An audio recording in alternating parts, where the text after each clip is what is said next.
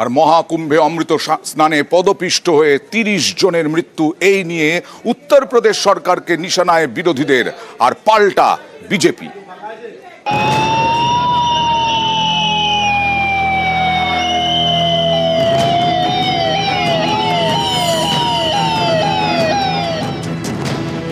মহাকুম্ভে কোটি কোটি পুণ্যার্থীর ভিড়, এরই মাঝে অঘটন।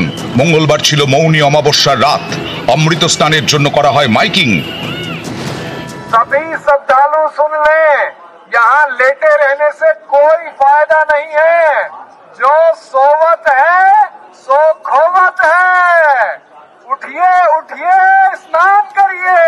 बहुत आएंगे और भगदड़ मचने की संभावना है। आगे बढ़िए, आगे बढ़िए। অমৃত স্নানের জন্য পুণ্যার্থীদের আহ্বান, এতে ঢল নামে।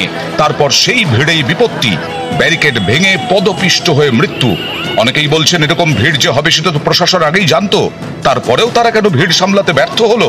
পুণ্য অর্জন করতে গিয়ে কেন এইভাবে প্রাণ দিতে হলো? যাওয়া এবং আসার লাইন একসঙ্গে পুলিশ করে দিল। স্থানীয় বাইকাররা যারা 500 টাকা 600 টাকার বিনিময়ে মানুষকে সঙ্গমে নিয়ে যায়, তারা ওই রাস্তার উপর গাড়িটা ঢুকিয়ে দিল এবং এমন একটা ভিড়ের চাপ সৃষ্টি হলো।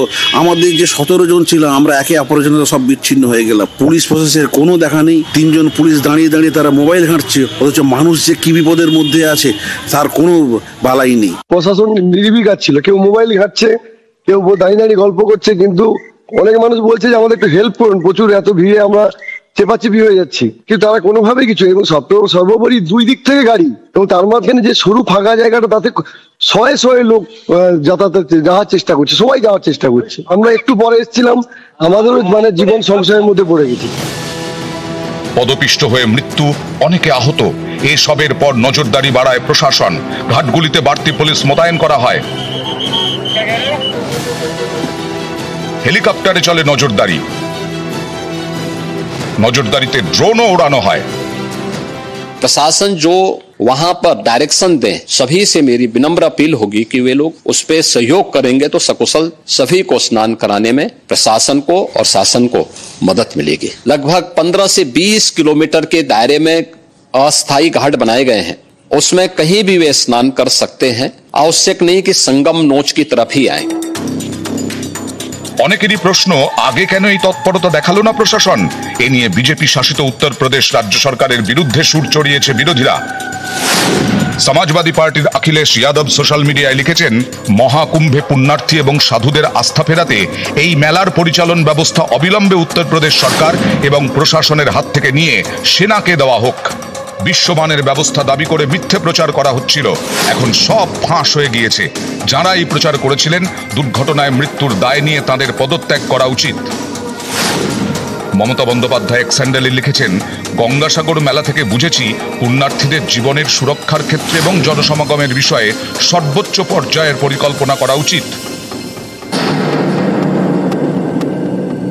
যা যা অভিযোগ ওখান থেকে মানুষ করছেন, তারা বলছেন যে প্রথমে তো ওটা ধামাচাপা দেওয়ার চেষ্টা হয়েছে, খবরটাকে বেরোতে যাতে না যায়, সবকিছু স্বাভাবিক দেখাতে গিয়ে ব্যাপারটাকে না থামিয়ে নিয়ন্ত্রণে আনার বদলে সেটা আরো বেড়ে গেছে। অনেকক্ষণ ধরে চলেছে। এত মানুষকে তারা ডেকে এনেছেন, পরিকল্পনার অভাব। এত মানুষ এক জায়গায়, সম্পূর্ণভাবে উত্তরপ্রদেশ সরকার এবং তাদের পৃষ্ঠপোষক কেন্দ্রীয় সরকারের ব্যর্থতা।